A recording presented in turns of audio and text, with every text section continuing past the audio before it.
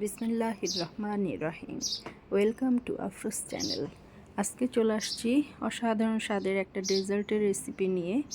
এটা যেমন কলিজা ঠান্ডা করবে, তেমনি সাথে সাথে কিন্তু পেটটাও ঠান্ডা করবে। তো চলে আসছি কিচেনে, একটা পাতিল বসিয়ে নিয়েছি। এবার দিয়ে দিচ্ছি ঘি।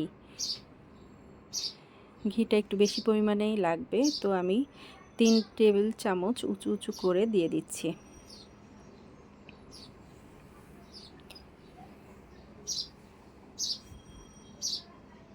আজকে যে রেসিপিটা বানাচ্ছি এটা অনেকেই হয়তো জানেন, কিন্তু নতুন রাঁধুনি যারা আছেন তাদের জন্য রেসিপিটা দেওয়া থাকলো। তো এখানে আমি দিয়ে দিচ্ছি লাউ, কুচি করে নিয়েছি একটা ছোট লাউ। এখানে কিন্তু একদম কচি লাউ লাগবে। তো ছোট্ট একটা লাউ 1 কেজির মতো ছিল, তো সেটাকে ছিলে ভালো করে ধুয়ে কুচিয়ে নিয়েছি। কুচানোর পরেও কিন্তু লাউটা খুব ভালো করে ধুয়ে নিয়েছি এবং পানি ঝরিয়ে নিয়েছি। এবার লাউটা দিয়ে দিয়েছি, বেশ 4-5 মিনিট পরে কিন্তু লাউ থেকে এরকম পানি বের হবে। তো চুলার আঁচটা কিন্তু বেশ জোরেই দিয়ে রেখেছি এবং অনবরত নাড়াচাড়া করে পানিটা শুকিয়ে নিতে হবে। নাড়াচাড়া করতে হবে কারণ নিচে লেগে যেতে পারে, এ কারণেই অনবরত নেড়ে চেড়ে পানিটা শুকিয়ে নিতে হবে। এটা করতে কিন্তু বেশ সময় লাগবে, 10 মিনিটের বেশি সময় লাগতে পারে। তো খুব ভালোভাবে এবার ঘির মধ্যে ভেজে নিয়েছি। এবার এখানে দিয়ে দিচ্ছি গরুর দুধ।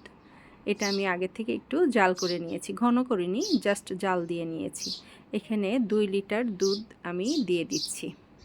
খুব সামান্য পরিমাণে একটু রেখে দিচ্ছি, পরবর্তীতে লাগবে সেটা আমি দেখিয়ে দেব। তো আর এখানে আমি 2 টেবিল চামচ পোলাওয়ের চাল 4 ঘন্টার মতো ভিজিয়ে রেখে বেটে নিয়েছিলাম, সেটা দিয়ে দিলাম 2 টেবিল চামচ পরিমাণ। এই চালের বাটাটা দেওয়ার কারণে এখানে আমি এলাচ আর দারচিনি দিয়ে দিচ্ছি 2 টুকরা করে। এই চাল বাটা পোলাও চাল দেওয়ার তেজপাতা দিয়ে দিচ্ছি একটা, আর লবণ দিয়ে দিচ্ছি খুব সামান্য। এই লবণটা দেওয়ার কারণে মিষ্টির স্বাদটা কিন্তু বেড়ে যাবে। আর এই পোলাও চালটা দেওয়ার কারণে দুধ লাউটা একটু ক্রিমি ভাব হবে এবং এটা খেতে কিন্তু খুবই ভালো লাগে।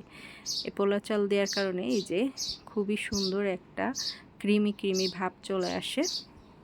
তো আমি হাত দিয়ে একটু দেখে নিয়েছি যে লাউটা সিদ্ধ হয়ে গিয়েছে। তো এই পর্যায়ে দিয়ে দিলাম চিনি 1 কাপ পরিমাণ। আপনারা একটু হাত দিয়ে দেখে নেবেন যে লাউটা গলেছে কিনা। লাউটা গলে গেলেই তখন চিনিটা দিতে হবে। আর এই দুধটার মধ্যে আমি 2 টেবিল চামচ গুঁড়া দুধ মিশিয়ে তারপরে দিয়ে দিলাম। আর দিয়ে দিচ্ছি 1 চা চামচ ঘি একদম লাস্টে। আমার রান্না প্রায় শেষ, তো দিয়ে দিলাম 1 চা চামচ ঘি। এবার আমি চুলাটা অফ করে দিয়েছি, দিয়ে এটা বেশ কিছু সময় নাড়াচাড়া করে একটু ঠান্ডা করে নেব। তারপরে আমি সার্ভিং ডিশে ঢালবো।